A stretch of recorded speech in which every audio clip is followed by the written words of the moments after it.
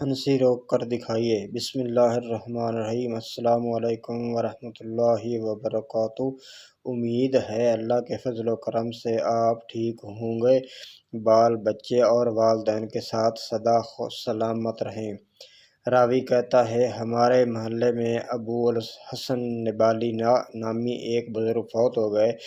عمر رسیدہ تھے، اللہ ان کی مغفرت فرمائے۔ خیر، ساتھ والی مسجد میں ان کی نماز جنازہ اور پھر تدفین کے بعد تابوت واپس لایا گیا۔ رات کا وقت تھا، مسجد بند ہونے کے باعث تابوت کو مسجد کے دروازے کے سامنے رکھا گیا تاکہ صبح خادم اٹھا کر اسے اپنی جگہ رکھے گا۔ رات کو 3:30 بجے کا ٹائم ہوگا کہ ایک شخص مسجد آیا۔ مسجد کا دروازہ بند تھا۔ وہ شخص کچھ دیر انتظار کرتا رہا۔ سردیوں کے دن تھے، اسے سردی لگی، اس نے تابوت کھولا اور اندر سو گیا۔ آدھا گھنٹہ بعد خادم آ گیا۔ خادم نے ایک نمازی کی مدد سے تابوت کو محراب کے ساتھ بنی ہوئی مخصوص جگہ پر رکھ دیا۔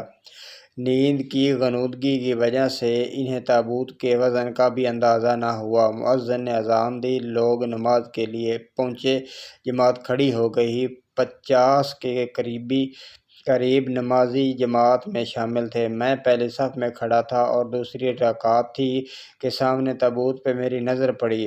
عجب خوفناک منظر دیکھا کہ تابوت ہل رہا ہے۔ میرے جسم میں سنسنی خیز ایک لہر دوڑ اٹھی۔ میں نے آنکھیں بند کر لی۔ تابوت بدستور ہل رہا تھا، شاید میت کا ہیبولا کھڑا ہو۔